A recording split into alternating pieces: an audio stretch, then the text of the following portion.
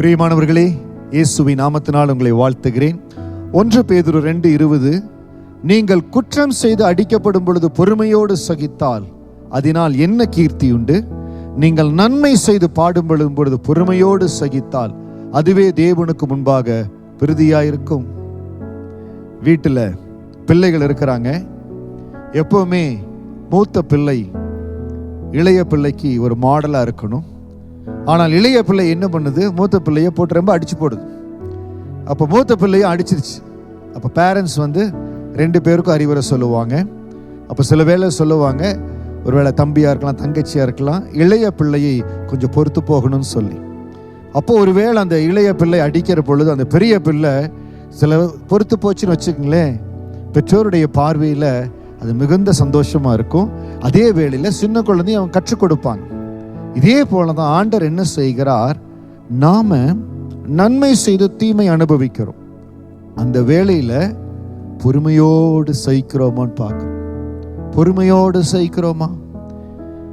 இயேசுவினுடைய குணாதிசயங்கள், அவருடைய சாயல் நம்ம மேல வரணும்னு ஆண்டவர் விரும்புகிறார்.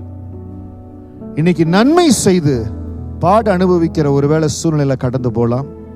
அது பொறுமையோடு சகித்துக் கொள்ளும்படியா எல்லாவற்றையும் உங்க கருத்தில் ஒப்பு கொடுத்த ஆண்டவரே, உங்களுக்கு எல்லாம் தெரியும் சுவாமி, உங்களுக்கு எல்லாம் தெரியும். ஆண்டவர் வைத்த நிமித்தம் தான் தாவீது சவுலுக்கு உதவி செய்யும்படியாய் போனார். கர்த்தருடைய நாமத்துக்கு வைராக்கியம் பாராட்டும்படியாய் கோலியாத்தை ஜெயிக்கும்படியாய் ஒத்தையாளா கடந்து போனார். 40 நாட்கள் இஸ்ரவேல் ராணுவம் ஒண்ணுமே செய்ய முடியல. அந்த மனிதன் கடந்து போய் ஜெயத்தை கொண்டு வந்தான். அப்படிப்பட்ட தாவீதை சவுல் எதிர்த்து, துக்கித்து, துன்பப்படுத்தி, மிகுந்த கொடுமையை நடத்தினார். பொறுமையோடு தாவீது சகித்தார். அது தேவனுக்கு முன்பாக பிரதியா இருந்ததுங்க. இன்னைக்கு கொஞ்சம் கஷ்டம்தான், வனாந்தரத்தின் அனுபவம் கஷ்டம்தான், கைவிடப்படுகிற அனுபவம் கஷ்டம்தான்.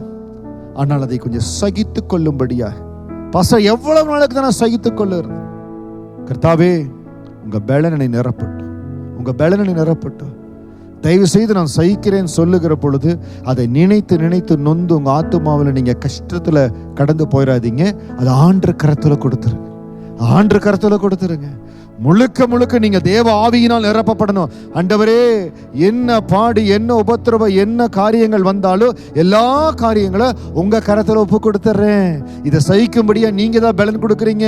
இந்த பாரத்தை எல்லாம் உங்க பாரத்தை உங்க பாதத்துல இறக்கி வைக்கிறேன்னு சொல்லி அப்பா சமூகத்துல இறக்கி வச்சிருங்க.